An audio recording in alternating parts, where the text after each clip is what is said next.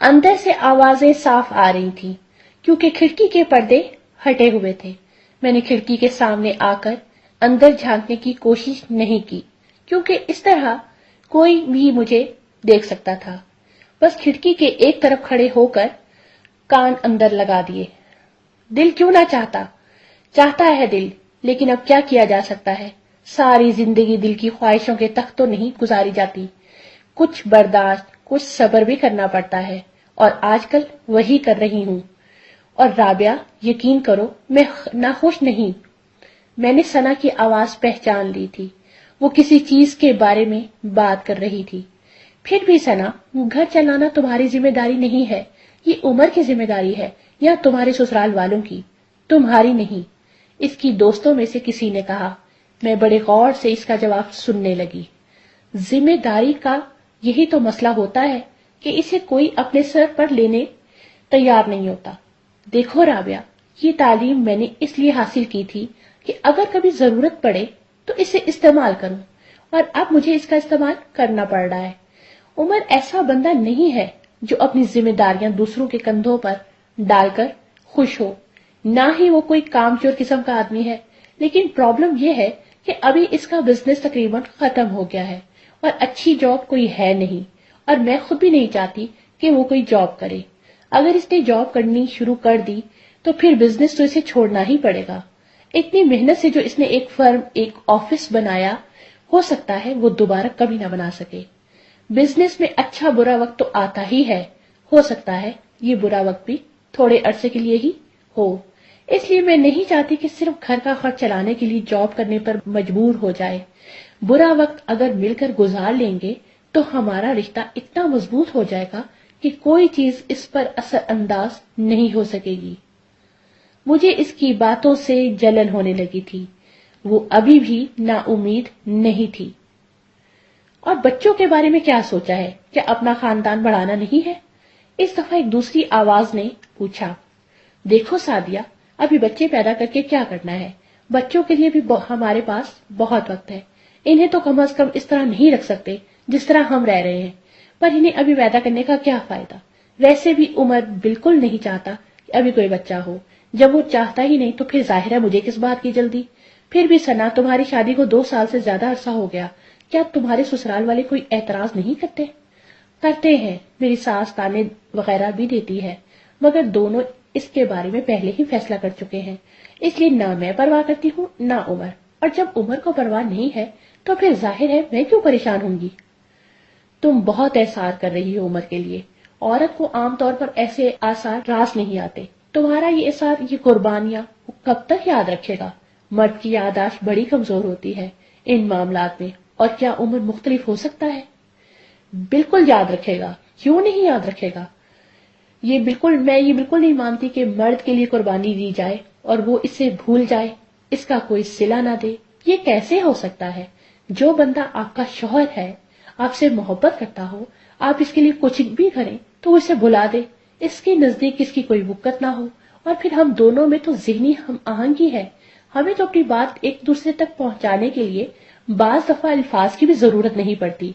کم از کم عمر حسن وہ واحد شخص ہے جس کے بارے میں میں کہہ سکتی ہوں کہ وہ احسان فراموش نہیں ہے۔ اس کے لیے کچھ کیا جائے تو اس سے بڑھ کر کرنے کی کوشش کرتا ہے، مگر ابھی تک تو تم ہی اس کے لیے کچھ نہ کچھ کیے جا رہی ہو۔ پہلے تم نے اس کی بہن کی شادی پر اپنا زیور بیچ کر روپے اسے دے دیے، پھر یہ جاب۔ میں اس کی دوست کی بات پر چونک پڑی۔ ثنا نے اپنی دوست کو بات مکمل کرنے نہیں دی۔ دیکھو رابعہ، زیور بیچنے سے کچھ نہیں ہوتا، مجھے ان چیزوں کا کوئی شوق نہیں ہے۔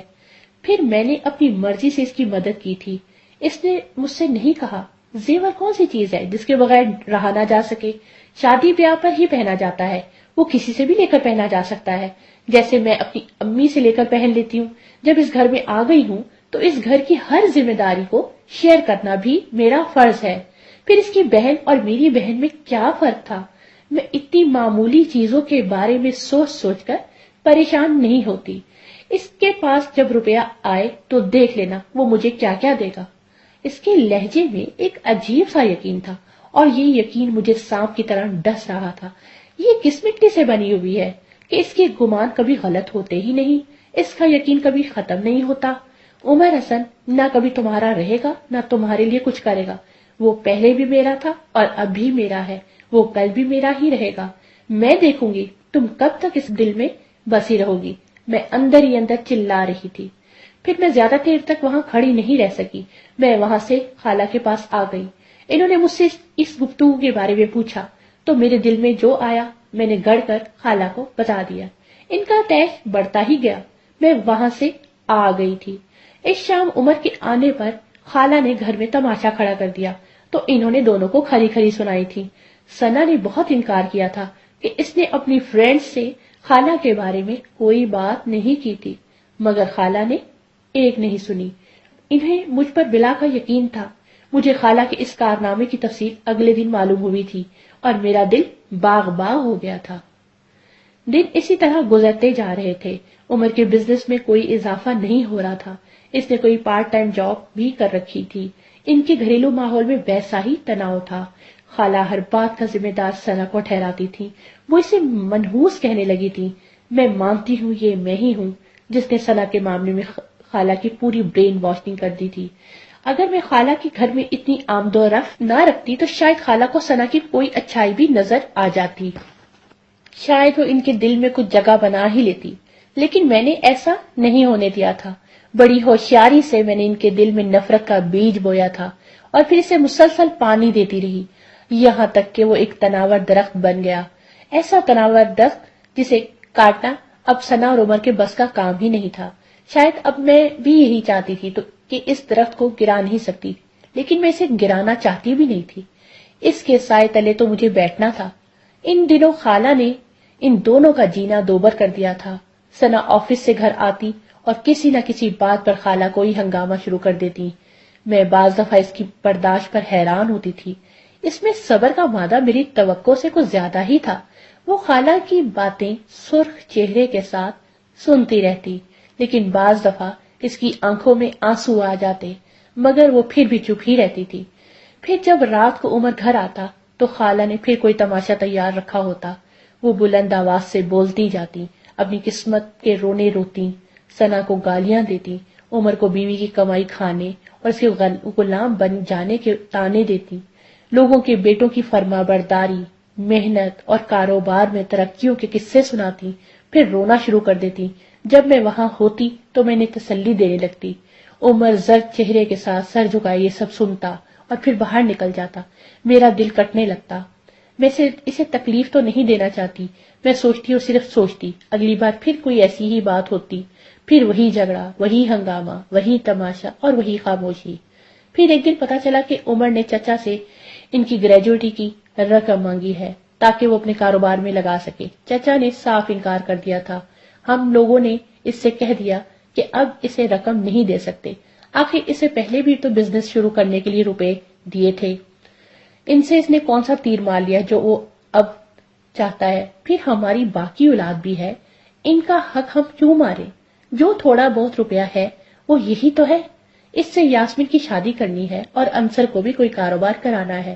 ویسے بھی وہ اب شادی شدہ ہے، اسے پیسے کی ضرورت ہے تو اپنے سسرال سے مانگے، سب لوگ مانگتے ہیں، ہم نے اس کا کوئی ٹھیکہ نہیں لے رکھا۔ خالہ نے میری امی کو بتایا، مجھے خالہ کی بات پر خوشی ہوئی تھی۔ اچھا ہے بیوی سے مانگے، اس سے کہے وہ لا کر دے، آخر اور بھی تو لڑکیاں اپنے میکے سے ضرورت کے وقت رقم لا کر دیتی ہیں، وہ کیوں نہیں دے سکتی؟ میں نے خالہ سے کہا تھا۔ خالہ میری بات پر ثنا کے خلاف تقریریں کرنے لگی تھی۔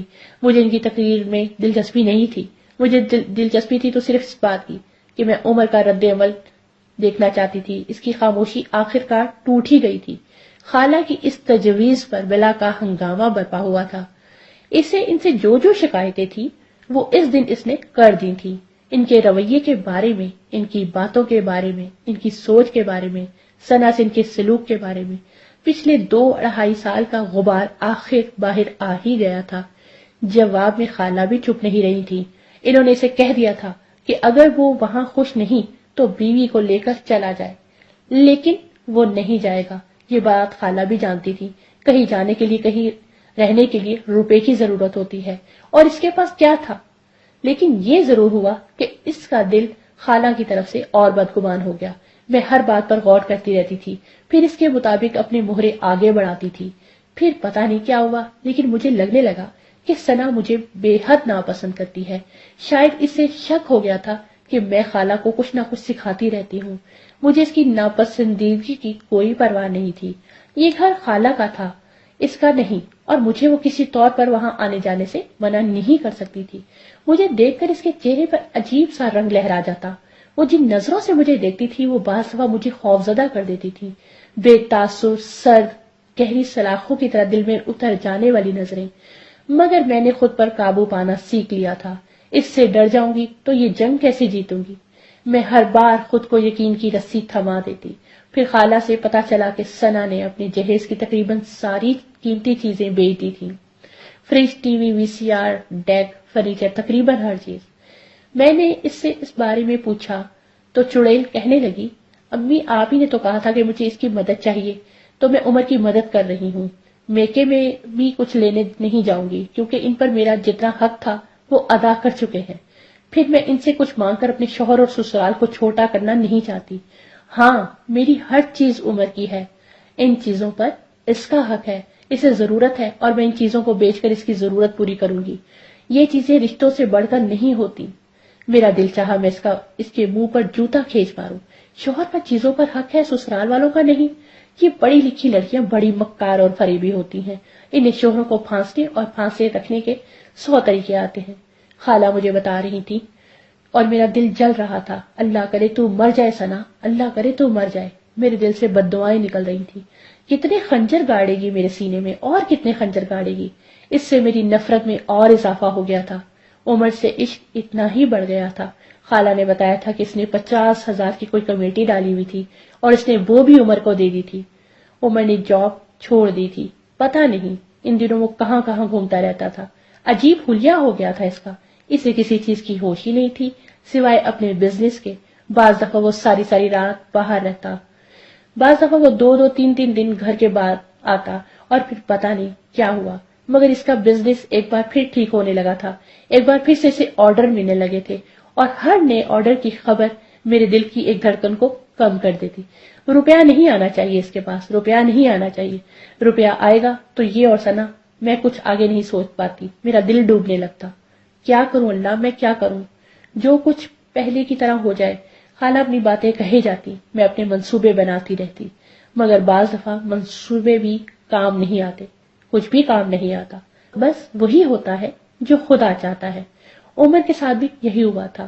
وہ رات دن اپنے بزنس میں مصروف رہتا تھا اور اس کا بزنس ترقی کرتا جا رہا تھا۔ صرف 4-5 ماہ ہی میں ان کے گھر میں تبدیلیاں آنا شروع ہو گئی تھی۔ وہ خالہ کو پہلے سے دگنی رقم دینے لگا تھا، گھر میں بہت سی چیزوں کا اضافہ ہو گیا تھا، اور ثنا خوش رہنے لگی تھی۔ اب میں خالہ کے پاس جاتی تو وہاں میرا دم گھٹنے لگتا، ہر بگڑی ہوئی چیز صحیح ہونے لگی تھی۔ ثنا اکثر مسکرانے لگی تھی، اس کے چہرے پر چمک ہوتی۔ بعض دفعہ اور عمر ایک دوسرے کو دیکھ کر مسکراتے تو مجھے لگتا جیسے کسی نے مجھے آگ میں پھینک دیا ہے۔ اس دن تو میں بے تحاشا روئی جب مجھے خالہ سے پتا چلا کہ عمر نے ثنا کی جاب چھڑا دی۔ وہ مر جائے جب تک وہ زندہ رہے، اس سے عمر کی جان نہیں چھوٹے گی، مگر اسے زہر دینے کی ہمت نہیں تھی مجھ میں۔ ان دونوں کی شادی کو 3 سال سے زیادہ کا عرصہ ہو چکا تھا، اور پہلی بار میں نے ثنا میں تبدیلی محسوس کی تھی۔ اب وہ خالہ کی کسی بات پر، نکتہ چینی پر بھی چپ نہیں رہتی تھی، وہ وضاحت کر دیا کرتی تھی بڑی سکون اور اطمینان انداز میں، اور خالہ کو تو بس آگ ہی لگ جاتی تھی۔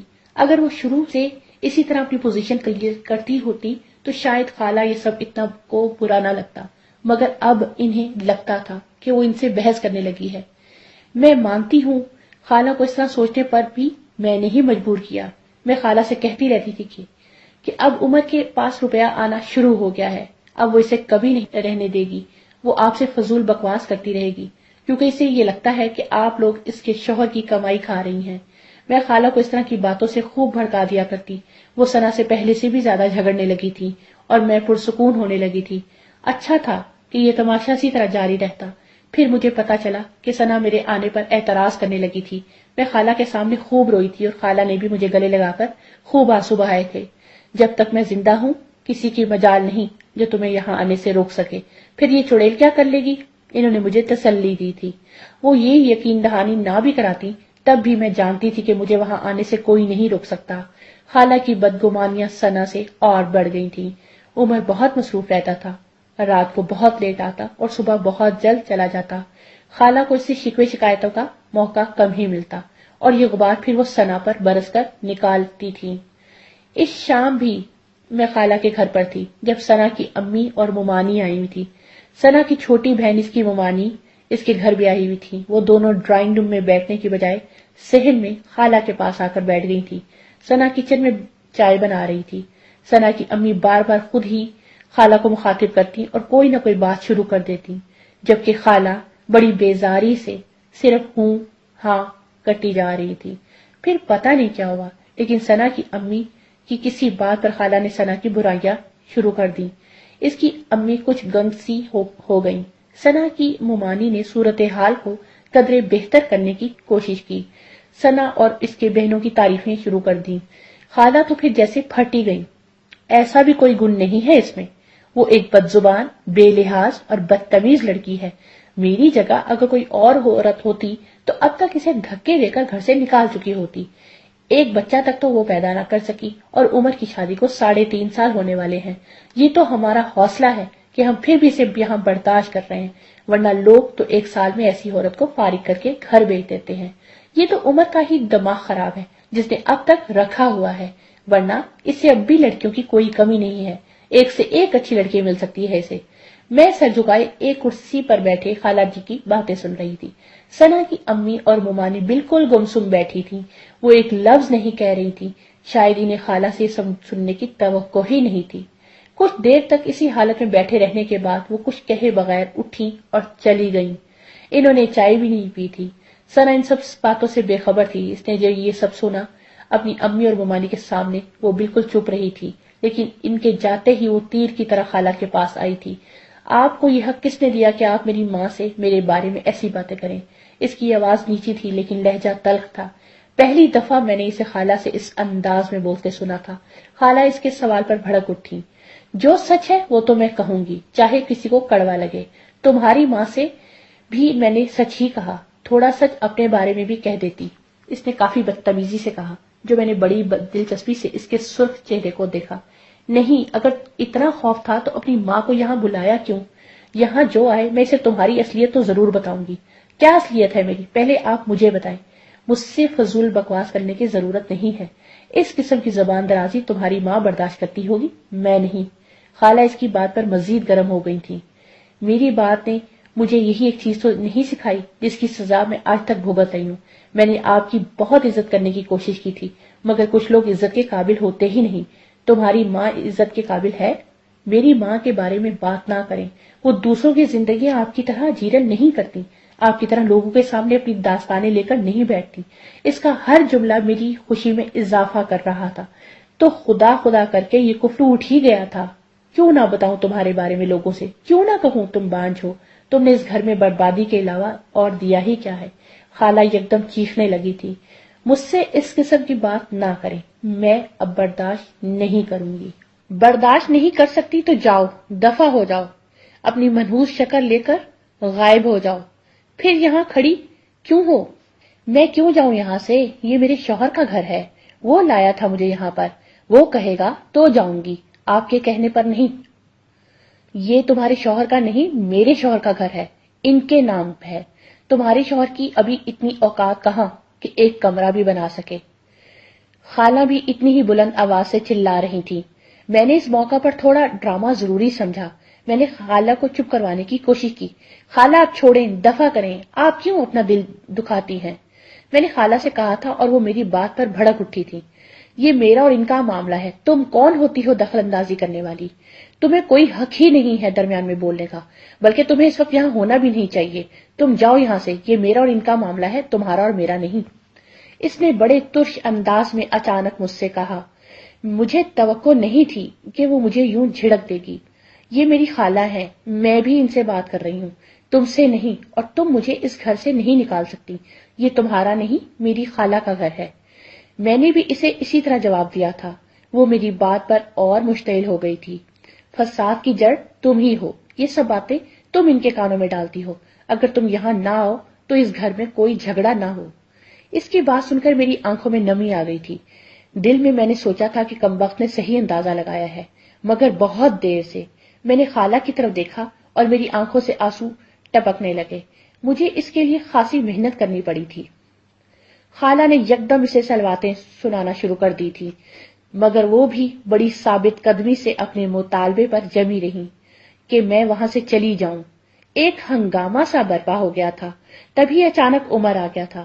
اس کے لیے منظر یقیناً حیران کن ہوگا۔ میری آنکھوں سے بہتے آنسوؤں نے بھی اسے یقیناً پریشان کیا ہوگا۔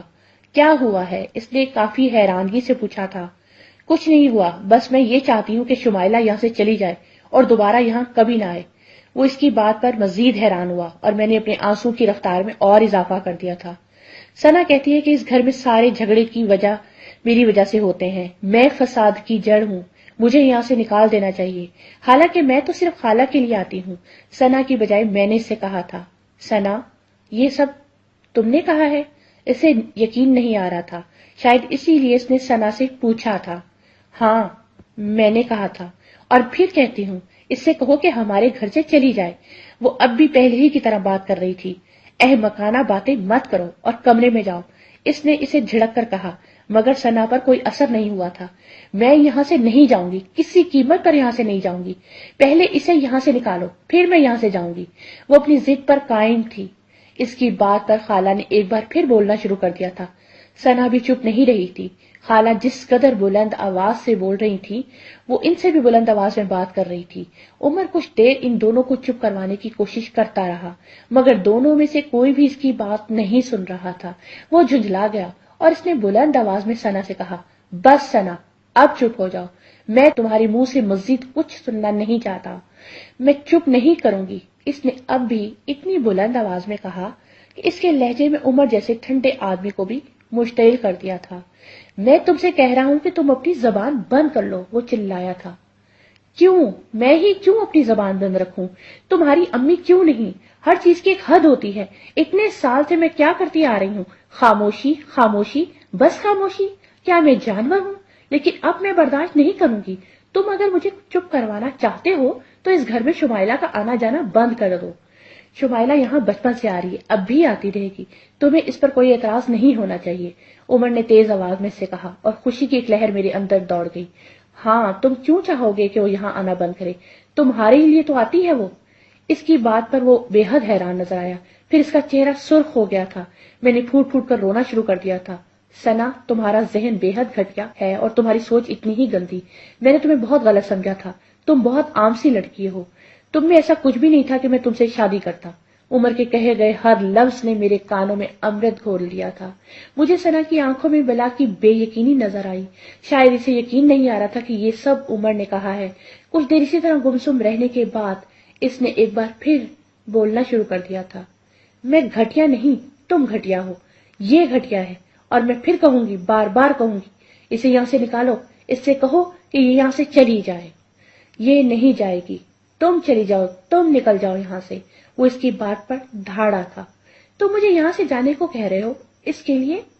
وہ میری طرف انگلی اٹھائے عجیب بے یقینی کے عالم میں سے کہہ رہی تھی، ایک لفظ مت کہنا، اب ایک لفظ مت کہنا، بس یہاں سے چلی جاؤ، یہاں سے نکل جاؤ، میں تمہاری شکل نہیں دیکھنا چاہتا۔ عمر کی آنکھوں میں جیسے خون اترا ہوا تھا۔ میں نہیں جاؤں گی، میں کبھی نہیں جاؤں گی۔ مجھے کیسے نکال سکتے ہو تم؟ کیسے کہہ سکتے ہو مجھ سے کہ میں یہاں جاؤں؟ میں نے تمہارے لیے بہت کچھ کیا ہے، میں نے اس گھر کے لیے بہت کچھ کیا ہے عمر حسن، میری وجہ سے تم اپنے پیروں پہ کھڑے ہو، میں سہارا نہ دیتی تو تم کہاں ہوتے؟ وہ اس سے کہہ رہی تھی، مگر اس نے دانت پیستے ہوئے اس کی بات کاٹ دی تھی۔ تم یہاں سے جاؤ، تم میرے گھر سے نکل جاؤ۔ میں نہیں جاؤں گی، کبھی نہیں جاؤں گی، یہ میرا بھی گھر ہے اور میں تمہاری بیوی ہوں، مجھے تم نکال نہیں سکتے، اس طرح تو کبھی بھی نہیں۔ تو پھر ٹھیک ہے، پھر میں تمہیں طلاق دیتا ہوں۔ عمر نے جو کہا تھا اس کی توقع کسی کو نہیں تھی، مجھے، نہ خالہ کو، نہ ثنا کو، اور نہ ہی شاید عمر حسن کو۔ سب کچھ غصے میں ہوا تھا، مگر سب کچھ ہو گیا تھا۔ مجھے لگا تھا جیسے کسی نے میرے وجود کی آگ کو ٹھنڈے پانی سے بجھا دیا تھا۔ خالہ کے چہرے پر بھی عجیب سا سکون اور ٹھہراؤ تھا۔ ہاں وہ عمر، حسن کو بس دیکھتی جا رہی تھی۔ اس کے چہرے پر کوئی تاثر نہیں تھا، مگر اس کی آنکھوں میں بے یقینی تھی، بلا کی بے یقینی۔ اور عمر حسن اب بھی سرخ آنکھوں اور سرخ چہرے کے ساتھ اس کے جانے کا منتظر تھا۔ میں بھی اب وہاں نہیں رکنا چاہتی تھی، اور جو ہونا تھا وہ ہو چکا۔ اب اس ڈرامے سے میری ایکسائٹ ہو جانی چاہیے۔ میں اسی طرح بہتے آنسو کے ساتھ چہرہ چھپاتی تقریباً بھاگتی ہوئی آ گئی تھی۔ بعد میں کچھ بھی نہیں ہوا تھا۔ ہاں، خالہ نے بتایا تھا کہ ثنا کچھ کہے اور کچھ لیے بغیر وہاں سے اسی خاموشی سے چلی گئی تھی۔ اس کے جانے کے کچھ دیر بعد عمر حسن بھی وہاں سے چلا گیا تھا اور پھر ساری رات واپس نہیں آیا تھا۔ اس نے دوسرے دن تحریری طور پر بھی اسے طلاق بھجوا دی تھی۔ اب ان دونوں کے درمیان مصالحت کا کوئی امکان نہیں رہا تھا۔ پتہ نہیں کیوں، لیکن ثنا کے گھر سے کوئی اس کا جہیز کا سامان لینے بھی نہیں آیا تھا۔ عمر ایک دن خود ہی ساری چیزیں اکٹھی کر کے ان کے گھر پہنچا آیا تھا۔ خالہ نے مجھے بتایا تھا کہ اس نے ثنا کے ابو سے کہا تھا کہ جو چیزیں وہ بیچ چکا ہے اور جو روپیہ اس نے ثنا سے لیا تھا وہ انہیں 2-3 ماہ تک واپس کر دے گا۔ میرے راستے کی ہر رکاوٹ دور ہوتی گئی۔ میں نے اپنے کارڈز بڑی مہارت کے ساتھ چلے گئے۔ میں صرف خالہ کے گھر ہی نہیں روئی تھی، گھر آ کر میں نے امی کو اسی طرح روتے ہوئے سب کچھ بتایا تھا کہ کس طرح ثنا نے مجھ پر عمر کے ساتھ تعلقات کا الزام لگایا ہے۔ میں نے اپنی طرف سے بات کو بڑھا چڑھا کر پیش کیا تھا۔ امی اور خالہ نے کوشش کی تھی کہ اس جھگڑے میں کہیں میرا ذکر نہ آئے، لیکن میں چاہتی تھی ایسا ہو۔ میں نے ہر کزن، ہر دوست کو یہ سب بتایا تھا کہ یہ طلاق میری وجہ سے ہونے والے جھگڑے کی وجہ سے ہوئی ہے۔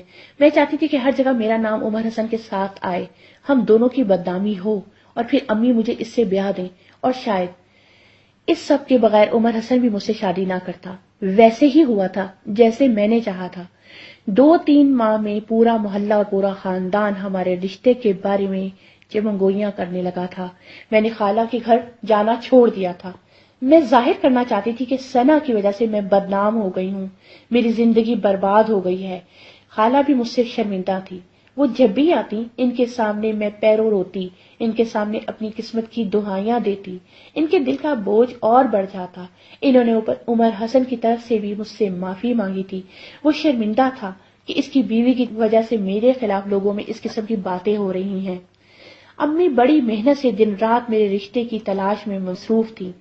2-3 جگہ انہوں نے میری بات طے کرنے کی کوشش کی تھی، اور جب بات طے ہونے لگی تو میں کسی نہ کسی طرح اس سارے معاملے کی خبر ان لوگوں تک پہنچا دیتی۔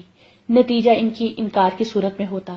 میرے ماں باپ اس صورتحال سے بے حد پریشان تھے، لیکن میں نہیں تھی۔ پھر میں نے امی سے کہہ دیا تھا کہ میں بدنام ہوں تو اس کے ساتھ ہو چکی ہوں، بہتر ہے کہ وہ وہیں میری شادی کر دیں۔ شروع میں امی کو میری اس بات پر شوق لگا اور انہوں نے صاف انکار کر دیا تھا، لیکن جب میں نے ان سے کہا کہ اگر کہیں اور شادی ہو بھی گئی، بعد میں لوگوں کو اس معاملے کے بارے میں پتا چلا تو کیا ہوگا، میری زندگی تو ایک بار پھر خراب ہو جائے گی۔ امی میری اس بات پر سوچنے پر مجبور ہو گئی تھی۔ انہوں نے خالہ سے بات کی تھی، وہ تو پہلے ہی تیار تھی۔ عمر حسن شادی پر رضامند نہیں تھا، لیکن میرے ماں باپ اور خالو نے پتہ نہیں سے کیا کیا واسطے دیے، کیا کیا دلیلیں دیں کہ وہ مجبور ہو گیا تھا۔ ثنا کو طلاق دینے کے بعد پورے 4.5 ماہ کے بعد اس سے میری شادی ہو گئی، اور شادی بے حد دھوم دھام سے ہوئی تھی۔ خالہ نے اپنے سارے ارمان نکالے تھے، اور ہمارے گھر کی یہ پہلی شادی تھی۔ عمر حسن میرا کیا ہوا تھا؟ مجھے لگا دنیا میری ہو گئی۔ کسی نے محبت میں اتنے صبر آزما لمحات نہیں گزارے ہوں گے جتنے میں نے گزارے تھے۔ کسی نہ کسی کو پانے کی اتنی دعا میں نے نہیں کی ہوگی جتنی میں نے کی تھی، اور میں نے اسے پا ہی لیا تھا۔ وہ شادی پر بجھا تھا، مجھے کوئی پریشانی نہیں تھی۔ اس نے شادی کی رات کو مجھ سے معافی مانگی تھی کہ اس کے اور ثنا کے جھگڑے کی وجہ سے مجھے اتنی پریشانی اٹھانی پڑی۔ میرا دل چاہا کہ میں اس سے کہوں کہ مجھے کوئی پریشانی نہیں تھی، جو واحد پریشانی تھی 4 ماہ پہلے ہو جا چکی، مگر میں نے اسے کچھ نہیں کہا۔ میں بے حد خوش تھی، بہت مسرور تھی۔ اس کے کمرے میں آنے کے خواب پتہ نہیں میں نے کب سے دیکھنے شروع کیے تھے، اور میں وہاں آ ہی گئی تھی اس کی بیوی بن کر۔ لوگوں کا عشق شادی کے بعد ختم ہونا شروع ہو جاتا ہے، میرا اور بڑھنے لگا تھا۔ میرا بس نہیں چلتا تھا کہ میں خود کو اس کے قدموں میں بچھا دوں۔ میں اس کا ہر کام اپنے ہاتھوں سے کرتی تھی۔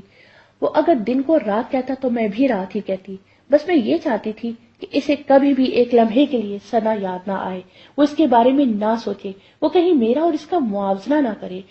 مگر پتہ نہیں کیا بات تھی، میں اس کے معاملے میں جتنی پر جوش ہوتی وہ اتنا ہی سرد ہوتا گیا۔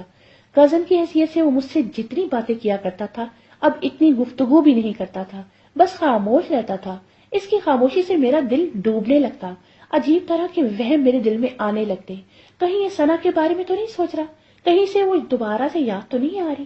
میں سوچتی اور مجھے ہول اٹھنے لگتے۔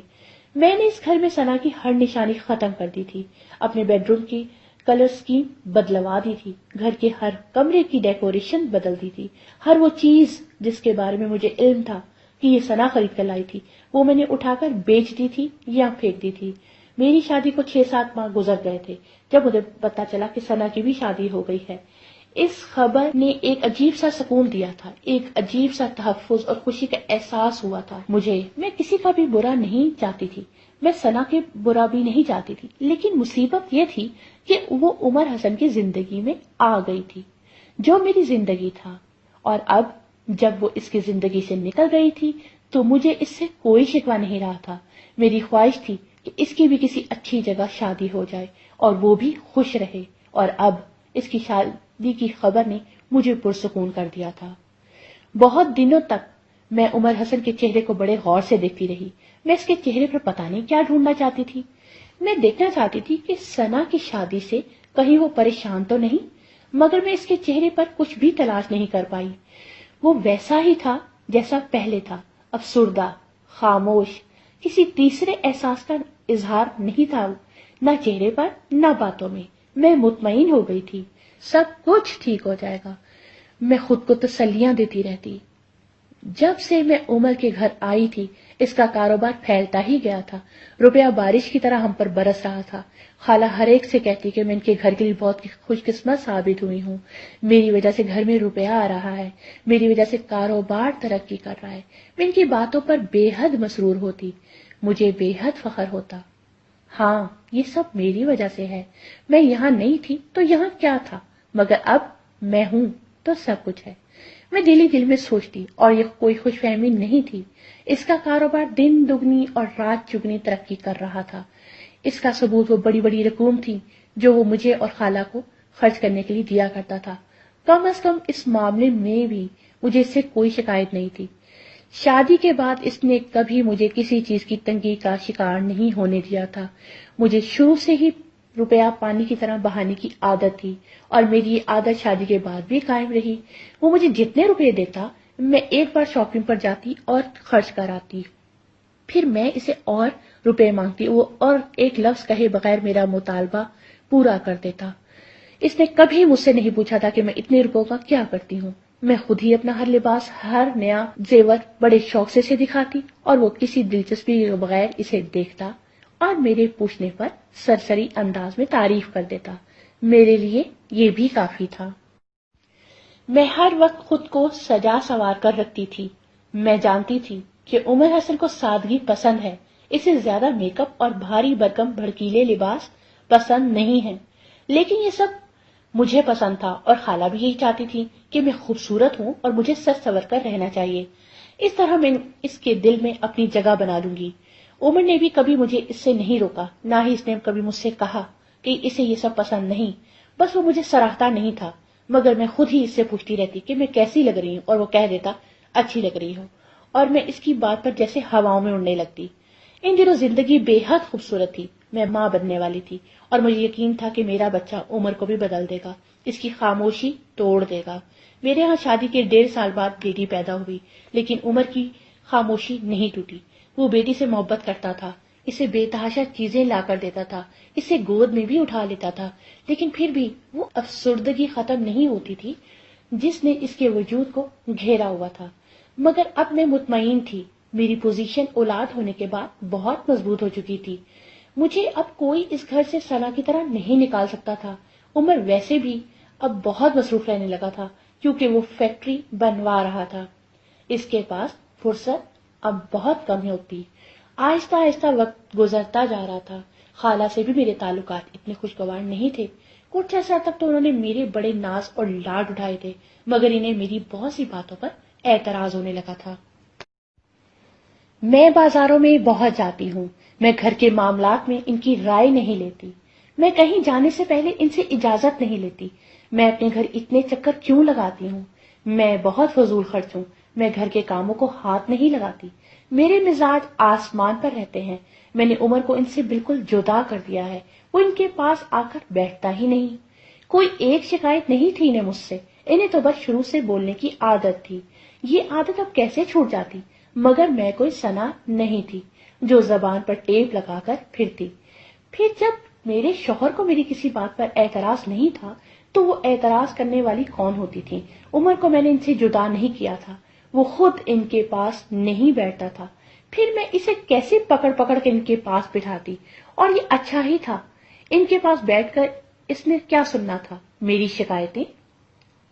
پھر ایک دو بار خالہ سے میرا بہت جھگڑا بھی ہوا، اور خالہ نے جب عمر سے اس کے بارے میں شکایت کی تو اس نے بڑی تلخی سے ان سے کہا تھا کہ وہ آئندہ میرے بارے میں اس سے کوئی شکایت کرے، نہ ہی وہ ایک لفظ سنے گا۔ خالہ اس کی بات پر جیسے شوق میں آ گئی تھی، مگر مجھے بے حد فخر ہوا تھا خود پر اور عمر پر۔ اس کے دل میں میرے لیے کچھ تھا، تبھی تو اس نے میری طرف داری کی تھی، اس سے میری محبت میں اور اضافہ ہو گیا تھا۔ ہماری شادی کو 3 سال ہوئے تھے اور پتہ نہیں کیوں، لیکن یکدم عمر کے رویے میں بہت بڑی تبدیلی آ گئی تھی۔ وہ بے حد پریشان رہنے لگا تھا۔ بعض دفعہ رات کو میری آنکھ کھلتی تو وہ سگریٹ پہ سگریٹ پھونک رہا ہوتا۔ میں نے اس کی پریشانی کی وجہ جاننے کی کوشش کی تھی، مگر وہ خاموش ہی رہا، بلکہ کافی بے رخی سے مجھے جھڑک دیتا تھا۔ ان دنوں وہ ارم سے بھی کھچا کھچا رہتا تھا۔ میرا خیال تھا کہ شاید وہ کسی کاروباری مسئلے کی وجہ سے پریشان تھا، مگر اب کاروبار اتنا پھیل چکا تھا کہ میں کم از کم یہ نہیں سوچ سکتی تھی کہ حالات پہلے جیسے لوٹ آئیں گے۔ اس کی یہ کیفیت 2-3 ماہ رہی۔ وہ زیادہ وقت گھر میں گزارتا، نہ ہی مجھ سے بات کرتا، اور اگر میں اس سے بات کرنے کی کوشش کرتی تو وہ کاٹ کھانے کو دوڑتا۔ میں اگر کبھی اس کے کندھے پر بھی ہاتھ رکھ دیتی تو وہ یوں میرا ہاتھ جھٹکتا جیسے میں کوئی غلیظ چیز ہوں۔ اس نے ان 2-3 ماہ میں ایک بار بھی ارم کو نہیں اٹھایا، نہ ہی اس کے پاس گیا۔ وہ اس کے رویے سے بے حد پریشان تھی۔ ان دنوں ایک بار میں نے پھر خلوص نیت سے خدا سے اس کے ٹھیک ہونے کی دعا کی تھی، اور ایک بار پھر میری دعا قبول ہو گئی تھی۔ 2-3 ماہ تک اسی طرح رہنے کے بعد وہ آہستہ آہستہ ٹھیک ہو گیا تھا، اور صرف ٹھیک نہیں ہوا تھا بلکہ اس کے چہرے کی مسکراہٹ بھی لوٹ آئی تھی۔ شادی کے 3 سال بعد وہ اس افسردگی سے باہر نکل آیا تھا۔ ثنا کا طلسم ٹوٹ گیا تھا اور میں اس کا دل جیتنے میں کامیاب ہو ہی گئی تھی۔ اب وہ اکثر مجھ سے بات کر لیا کرتا، کبھی مجھے کوئی گفٹ بھی لا دیتا، کبھی اپنے ساتھ کہیں گھمانے بھی لے جاتا۔ ارم سے پہلے سے زیادہ محبت کرنے لگا تھا۔ ہاں، خالہ کے ساتھ اس کا رویہ ویسا ہی تھا، ان کے ساتھ وہ اب بھی کھچا کھچا ہی رہتا۔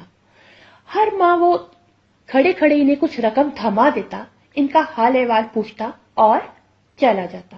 خالہ بعد میں بولتی رہتی، لیکن کوئی ان کی سنتا نہیں تھا۔ وقت آہستہ آہستہ گزرتا جا رہا تھا۔ ہماری شادی کو 10 سال گزر گئے تھے۔ ان 10 سالوں میں بہت سی تبدیلیاں آ گئی تھیں۔ میرے ہاں ایک اور بیٹی ہوئی تھی، اور اس بیٹی کی پیدائش پر عمر حسن نے کہا تھا کہ اب وہ مزید کوئی بچہ نہیں چاہتا۔ مجھے بیٹے کی بے پناہ خواہش تھی، اور میں نے بہت اصرار کیا کہ کم از کم ایک بیٹا ضرور ہونا چاہیے، مگر اس نے بڑی سختی سے میرے اس مطالبے کو رد کر دیا تھا۔ اس نے کہا تھا کہ 2 بچے کافی ہیں، وہ انہی کی اچھی طرح تعلیم و تربیت کرنا چاہتا ہے، 2 سے زیادہ بچوں کو وقت نہیں دے سکتا، اور بیٹے اور بیٹیوں سے کوئی فرق نہیں پڑتا، بس اولاد اچھی ہونی چاہیے۔ مجھے اس کی باتوں پر خوشی اور حوصلہ ہوا تھا کہ اس کے نزدیک بیٹیاں بھی بیٹوں کے برابر ہیں، لیکن میرے دل میں پھر بھی بیٹے کا ملال ضرور تھا۔ مجھے اس کی کمی محسوس ہوتی تھی۔ آخر اتنا بڑا کاروبار کون سنبھالتا؟ عمر کو اس کی بھی فکر نہیں تھی۔ اس نے اپنے چھوٹے بھائی کو بھی اپنے ساتھ بزنس میں لگایا ہوا تھا، اور یقیناً وہ سوچتا ہوگا کہ انصر اس کے بعد کاروبار سنبھال سکتا ہے، لیکن میں اپنے دل میں کچھ اور منصوبے رکھتی تھی۔ اگر بیٹا نہیں تو پھر میرے دامادوں کو ہی کاروبار سنبھالنا چاہیے۔ میں نے اپنے دل میں طے کر رکھا تھا، بزنس تھا کہ پھیلتا ہی جا رہا تھا۔ پہلے 1 فیکٹری تھی، اب 3 فیکٹریاں تھی، اور عمر اب بھی پاگلوں کی طرح دن رات بزنس میں لگا رہتا۔ مہینے میں 1 بار ضرور یا تو کراچی سے جانا پڑتا یا پھر بیرون ملک، اور ہر دفعہ واپسی پر کوئی نہ کوئی نیا کانٹریکٹ ضرور اس کے ساتھ ہوتا۔ میں اس بڑھتے ہوئے بزنس پر بے پناہ خوش تھی، اس لیے میں نے کبھی گھر میں کم وقت دینے پر اس پر اعتراض نہیں کیا۔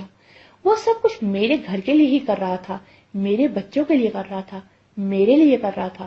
میں جانتی تھی پھر مجھے اعتراض کیوں ہوتا۔ ان 10 سالوں میں وہ اپنی سب سے چھوٹی بہن کی شادی کر چکا تھا، انصر کی بھی شادی ہو چکی تھی۔ شادی کے 6 سال بعد ایک حادثے میں چچا کا انتقال ہو گیا تھا۔ اگلے ہی سال ہم اپنے نئے گھر میں منتقل ہو گئے تھے۔ خالہ کو ہم ساتھ نہیں لائے، وہ خود بھی آنا نہیں چاہتی تھی۔ وہ انصر اور اس کی بیوی کے ساتھ اسی پرانے گھر میں تھی۔ اب ان کا سارا تنکتا ختم ہو چکا تھا۔ وہ بے حد خاموش رہنے لگی تھی اور گونشین ہو گئی تھی۔ سارا دن وہ اپنے کمرے کے ایک کونے میں تسبیح لیے بیٹھی رہتی۔ اس عمر میں آ کر سب ایسے ہی خاموش ہو جاتے ہیں، کسی کو پتا نہیں چلتا کہ اس خاموشی سے پہلے ان لوگوں نے کیسے کیسے طوفان برپا کیے ہوئے تھے۔ ساری عمر خالہ نے بھی اپنی زبان سے لوگوں کو نشتر کی طرح کاٹا تھا اور اب انہیں اپنی آخرت کا احساس ہوتا ہوگا۔ میں جب بھی خالہ کو دیکھتی مجھے یہی خیال آتا تھا۔ کبھی کبھی جب میں پچھلے 10 سالوں کے بارے میں سوچنے بیٹھتی تو مجھے خیال آتا کہ عمر حسن کو جیتنے کے لیے میں نے کیسی جنگ لڑی تھی، کون سا جتن تھا جو میں نے نہیں کیا تھا، کون سا حربہ تھا جو میں نے نہیں آزمایا، لیکن اس کا اصول میرے لیے خسارے کا سودا ثابت نہیں ہوا تھا۔ مانتی ہوں کہ میں نے کچھ ناجائز کام بھی کیے تھے، لیکن محبت اور جنگ میں سب جائز ہوتا ہے۔ عمر حسن میری محبت تھا اور ثنا سے میری جنگ تھی، پھر میں نے وہی کیا تھا جو جائز تھا۔ کم از کم میری نظروں میں اور کیا ہوا تھا، کسی کا گھر تباہ ہوا تھا، سب کچھ ٹھیک ہو گیا تھا۔ عمر کا گھر تباہ ہوا مگر اس کی شادی مجھ سے ہو گئی اور آج وہ بے حد خوش ہے۔ کون سی چیز ہے جو اس کے پاس نہیں ہے؟ ثنا کا گھر برباد ہوا مگر اس کی بھی شادی ہو گئی، وہ بھی اپنے گھر خوش ہے۔ میری خواہش عمر حسن تھا، مجھے وہ مل گیا، میری زندگی بھی برباد ہونے سے بچ گئی۔ بعض دفعہ ایک گھر توڑنے سے بہت سی زندگیاں سنور جاتی ہیں۔ میں اکثر سوچا کرتی زندگی اسی طرح رواں دواں تھی۔ میری شادی کو 17 سال ہونے والے تھے۔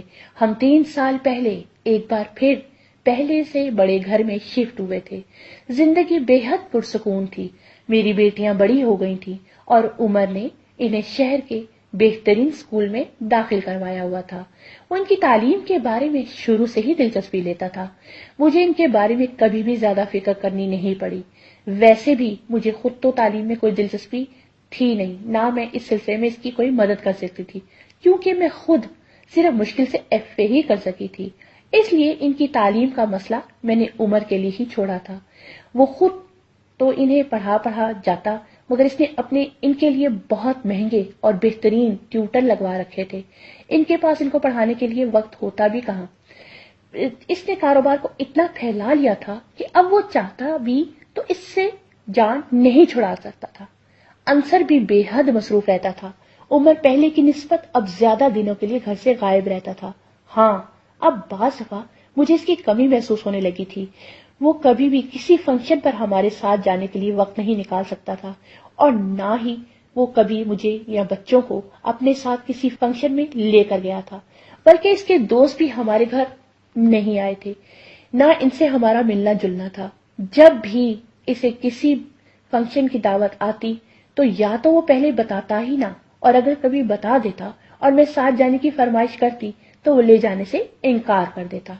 مجھے یہ لگتا کہ شاید اسے پسند نہیں ہے کہ میں اس کے ساتھ اس قسم کی گیٹ ٹوگیدرز میں جاؤں، اس لیے میں زیادہ اصرار نہیں کرتی تھی۔ مگر گرمیوں کی چھٹیوں میں جب بچے بہت اصرار کرتے تو بھی وہ ہم لوگوں کو کبھی اپنے ساتھ کچھ دنوں کے لیے کسی تفریحی مقام پر نہیں لے جا سکتا۔ گرمیوں میں اس کے اپنے بیرون ملک کے ٹورز آ جاتے تھے۔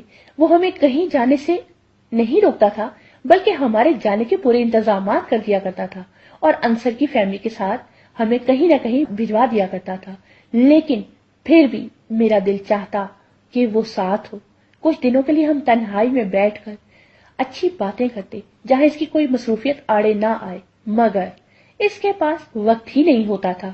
بعض دفعہ میں جذباتی ہو کر اسے ایسی بات کہتی تو وہ بڑی غیر دلچسپی سے کہتا، دیکھو شمائلہ، میں بہت پریکٹیکل آدمی ہوں، یہ رومانس وغیرہ نہیں کر سکتا، میرے پاس اتنا وقت نہیں ہے اور نہ ہی یہ رومانس کی عمر ہے۔ ہماری بچیاں بڑی ہو رہی ہیں، اب ہمیں اپنی خواہشات کی بجائے ان کی خواہشات کے بارے میں سوچنا چاہیے۔ میرا دل چاہتا میں اس سے کہوں کہ اس عمر میں کیا، ہم نے تو کسی بھی عمر میں رومانس نہیں کیا۔ اس کے پاس ہمیشہ وقت کم ہوتا تھا، اس کو تو ہمیشہ کوئی نہ کوئی کام ہوتا تھا۔ بعض دفعہ میرا دل چاہتا کہ میں اس سے پوچھوں کہ تم نے ثنا سے رومانس کیسے کیا تھا؟ کیا تب تم پریکٹیکل آدمی نہیں تھے؟ مگر میں بس چپ ہو جاتی۔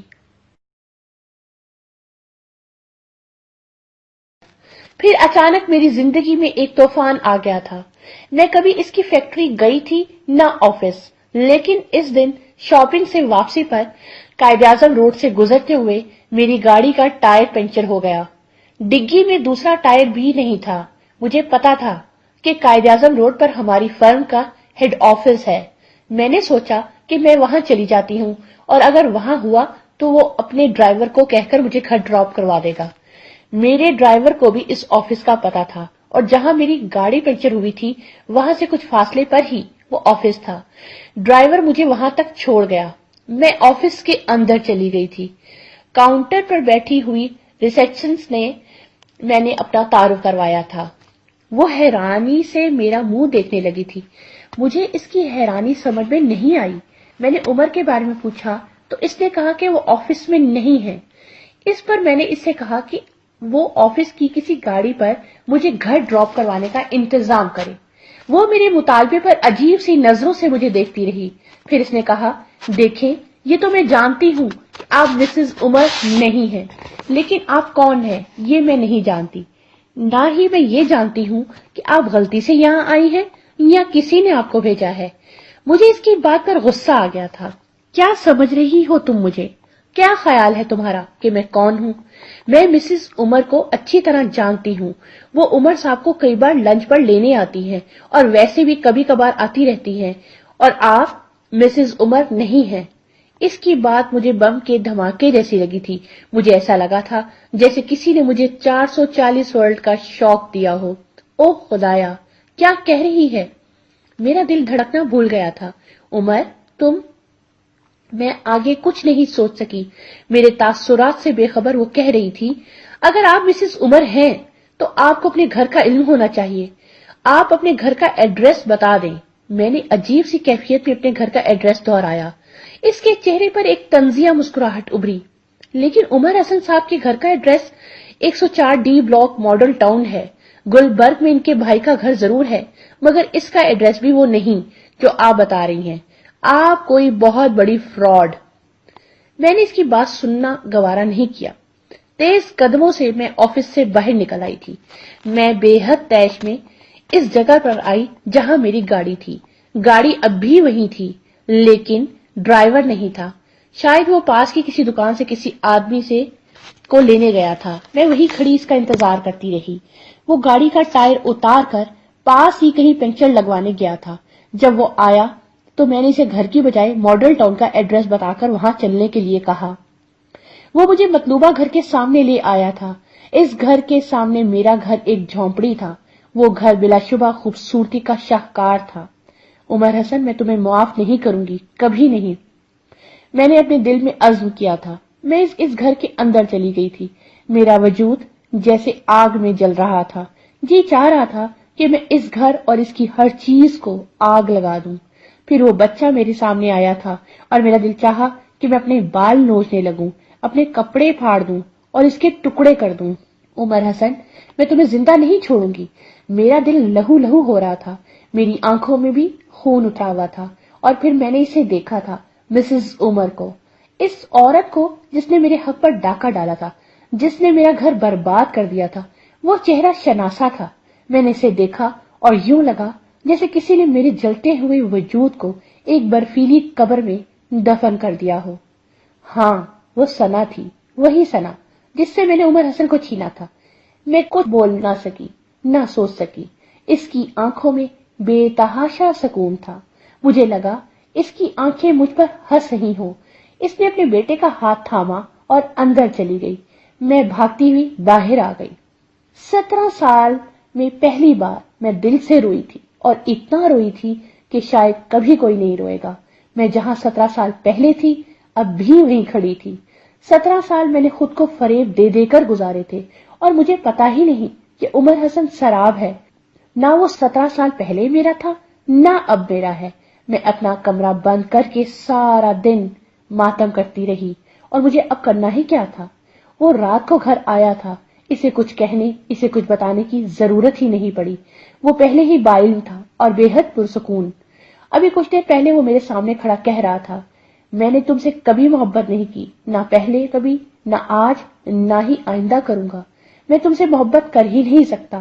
تم سے میرا رشتہ محبت کا رشتہ نہ ضرورت کا, صرف مجبوری کا رشتہ ہے. وہ بڑے سکون سے میرے کانوں میں سور پھونک رہا تھا. 17 سالوں میں پہلی بار وہ اس طرح روبرو مجھ سے باتیں کر رہا تھا.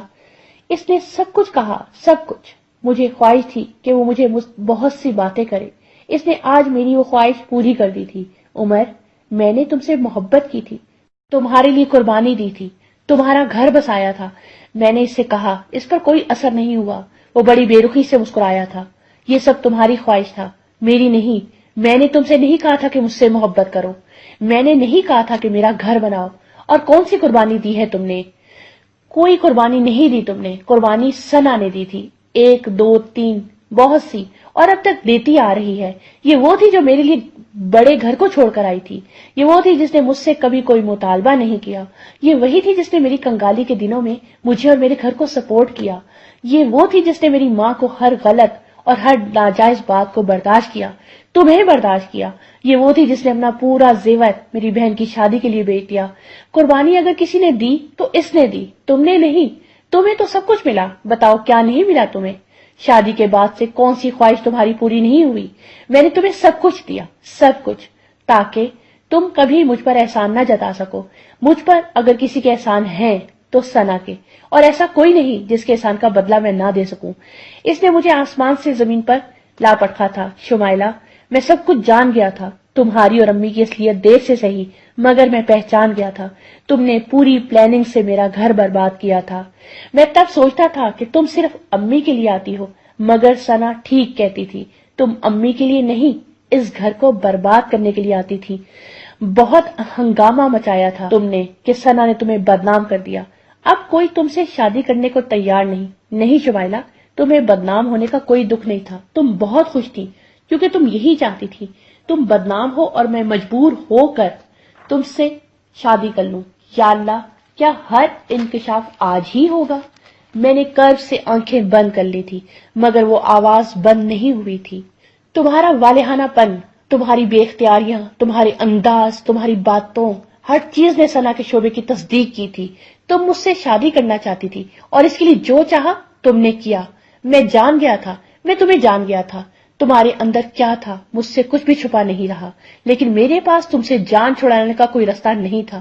مجھے ثنا سے صرف 2 دن کے لیے نفرت ہوئی تھی, صرف 2 دن کے لیے, اور اس 2 دن نے میرے اور اس کے درمیان اتنی دیواریں کھڑی کر دی تھی جنہیں پار کرنے میں مجھے 3 سال لگ گئے. میرے غصے, میری جلد بازی, میری حماقت نے 2.5 سال تک اسے ایک جہنم میں رہنے پر مجبور کیا تھا, اور یہ سب تمہاری وجہ سے ہوا تھا. تمہاری وجہ سے میں نے اسے طلاق دی. تمہاری وجہ سے اسے اس شخص کے ساتھ 2.5 سال گزارنے پڑے جس نے اسے جسمانی اور ذہنی دونوں طریقوں سے ٹارچر کیا. تم نے کبھی سگریٹ سے جسم پر پڑنے والے آبلے دیکھے ہیں؟ نہیں, کیونکہ میں نے کبھی تمہارے جسم کو سگریٹ سے نہیں جلایا. تمہارے جسم پر کبھی کسی نے ٹھوکریں ماری ہیں؟ نہیں, اس کے جسم پر بہت دفعہ ماری گئی. تمہیں کبھی میں نے بیلٹوں سے پیٹا ہے؟ نہیں, مگر اسے اس کا شوہر پیٹتا رہا ہے. تمہیں میں نے کبھی کوئی گالی نہیں دی, اسے بہت دی گئی ہیں. اور یہ سب 1 دن, 2 دن یا 1 ہفتہ نہیں, یہ سب 2.5 سال ہوا ہے, اور یہ سب میری اور تمہاری وجہ سے ہوا ہے. میں اسے طلاق نہ دیتا تو وہ کبھی ذہنی مریض کے ہتھے نہ چڑھتی, اور پھر طلاق کے لیبل سے بچنے کے لیے یہ سب چھپاتی نہ پھرتی. لیکن میں نے اسے طلاق دے دی. جو اس نے برداشت کیا تھا وہ تم کو کبھی نہ کرتی. تکلیف اور قربانی کے لفظ تمہیں صرف کہنا آتے ہیں, تم ان کا مطلب نہیں جانتی. تم جانتی ہو میں نے اسے کہاں دیکھا تھا؟ وہ ایک سرکاری ہاسپٹل میں اپنے ہاتھ کی ٹوٹی ہوئی ہڈی اور خون سے لتڑے ہوئے چہرے کے ساتھ ایک جم گھٹے میں کھڑی تھی, اور مجھے دیکھ کر اس نے اپنے چہرے کو چادر سے چھپا لیا تھا. تم اس کرب کا اندازہ نہیں کر سکتی جس سے میں گزرا تھا. ثنا وہ تھی جسے میں نے کبھی سخت ہاتھ بھی نہیں لگایا تھا اور وہ شخص معمولی بات پر اسے جانوروں کی طرح پیٹتا تھا. پتا ہے شمائلہ، اس دن میرا دل کیا چاہا تھا؟ میرا دل چاہا تھا میں بھی تمہارے جسم پر اسی طرح ٹھوکرے ماروں جیسے وہ اس کی جسم پر مارتا تھا. جلتے ہوئے سگریٹ کو تمہارے جسم پر مسل کر بجھاؤں تاکہ تمہیں پتا تو چلے کہ تم نے ثنا کے ساتھ کیا کیا. وہ کہتا جا رہا تھا، بس کہتا جا رہا تھا. اس کی آنکھوں اور اس کے چہرے پر میرے لیے اتنی نفرت تھی کہ میں اسے دیکھ نہیں پائی. میں نے اپنے سر کو گھٹنوں میں چھپا لیا. وہ تب بھی خاموش نہیں ہوا تھا. میں اس دن تمہیں طلاق دے دینا چاہتا تھا. میں نے تمہیں رکھنا نہیں چاہتا تھا، مگر مجھے ارم کا خیال آ گیا. وہ بہت چھوٹی تھی، اسے ابھی تمہاری ضرورت تھی. میں ایک بار پھر جلد بازی نہیں کرنا چاہتا تھا، اس لیے میں نے صبر کیا. پھر میں نے وہی کیا جو مجھے کرنا چاہیے تھا. میں نے اس کے والدین سے مل کر اس شخص سے اس کو طلاق دلوائی تھی اور پھر اس سے شادی کر لی تھی. 1 سال تک ہم دونوں خاموش رہے. ایک دوسرے سے کہنے کے لیے کچھ نہیں تھا. وہ اگر کبھی روتی تو مجھ میں اتنی ہمت نہ ہوتی کہ میں اسے خاموش کروا سکوں، اسے کوئی دلاسا دے سکوں. ایک مجرم کی طرح میں اس کے سامنے جایا کرتا تھا. اور یہ سب تم نے کیا. اس سب کی ذمہ داری تمہاری تھی. میں اس کی آواز سے اس کی دل کی کیفیت جان رہی تھی. آج جیسے یوم حشر تھا. جب ارم کچھ بڑی ہوئی تو میں تمہیں طلاق دے دینا چاہتا تھا. میں نے ثنا سے اس بارے میں بھی بات کی اور اس نے سختی سے مجبور کیا تھا کہ میں ایسا نہ کروں. تمہارے ساتھ وہ کچھ ہو جو اس کے ساتھ ہوا تھا. اس نے مجھے تمہارے ساتھ شیئر کرنا قبول کر لیا تھا. پھر ایسے بہت سے مواقع آئے تھے جب میں تم سے جان چھڑانا چاہتا تھا. میں صرف ایک گھر چاہتا تھا ثنا کے ساتھ. 2 گھروں سے تنگ آ گیا تھا، لیکن ہر بار وہ نہیں مانی. ہر بار وہ مجھے مجبور کر دیتی کہ میں تمہیں طلاق نہ دوں. اس نے ایک ایک کر کے بے شمار بھالے میرے سینے میں اتار دیے تھے. تو تمہارے ساتھ پچھلے 17 سال میں نے بھیک میں ملی خیرات کے طور پر گزارے تھے. میں اپنے سر کو اٹھا نہیں پا رہی تھی. میرے اور ثنا کے 2 بیٹے اور 1 بیٹی ہے. میں تم سے اسی لیے کوئی اور اولاد نہیں چاہتا تھا کیونکہ میں نہیں چاہتا تھا کہ تمہارا کوئی بیٹا ہو اور ثنا کے بیٹوں کے ساتھ میرا کاروبار شیئر کرے. میرا سب کچھ ثنا اور اس کی اولاد ہے اور میں چاہتا تھا کہ میرا نام اور میری نسل ثنا سے ہی چلے. تم پوچھتی تھی نا کہ اتنے بڑے کاروبار کو کون سنبھالے گا؟ میرے اور ثنا کے بیٹے سنبھالیں گے. میں اپنا تقریباً سارا کاروبار اور جائیداد ان چاروں کے نام کر چکا ہوں. تمہارے لیے میں نے یہ گھر رکھا ہے اور ارم اور اقصیٰ کے لیے بینک میں کچھ روپیہ ڈپازٹ کروا چکا ہوں. اس کے علاوہ اور کسی چیز پر تم لوگوں کا کوئی حق نہیں ہوگا. اس شہر میں مسز عمر کے نام سے اگر کوئی جانا چاہتا ہے تو وہ ثنا ہے. تم اگر اپنا تعارف اس حوالے سے کراؤ گی تو لوگوں کے مذاق کا نشانہ بنو گی. اس لیے آئندہ کبھی اس حوالے سے اپنا تعارف مت کروانا، نہ ہی کبھی دوبارہ میرے گھر جانا. تم خاندانی بیوی ہو مگر دوسری بیوی ہمیشہ دوسری ہی رہو گی. تمہارے لیے اتنا ہی کافی ہے کہ تم شاپنگ کرتی ہو، خاندان سے میل ملاپ رکھو اور وہاں میرے حوالے سے عزت حاصل کرتی رہو. مگر ثنا میری پہلی بیوی ہے اور جہاں جہاں میں جاؤں گا وہاں میری بیوی کی حیثیت سے وہی جائے گی اور اسے ہی عزت ملے گی، تمہیں نہیں. میں نے آنسوں سے تر چہرہ اٹھا کر اسے دیکھا تھا. وہ آج بھی اتنا ہی دور نظر آ رہا تھا جتنا 17 سال پہلے تھا. تم نے اتنے سال مجھ سے یہ سب چھپایا کیوں؟ میں نے اس سے پوچھا تھا. ہاں، صرف تم سے میں نے چھپایا تھا اور کسی سے نہیں. امی اور انصر دونوں ثنا سے میری شادی سے واقف ہیں. تمہیں بتانے کی میں نے کبھی ضرورت ہی محسوس نہیں کی. میں اس کا چہرہ دیکھتی رہ گئی. میرے قدموں تلے سے زمین کھینچنے والا وہ اکیلا نہیں، وہ بے حد مطمئن، بے حد پرسکون تھا. اس نے میرے پاس کہنے کو کچھ بھی نہیں رہنے دیا تھا.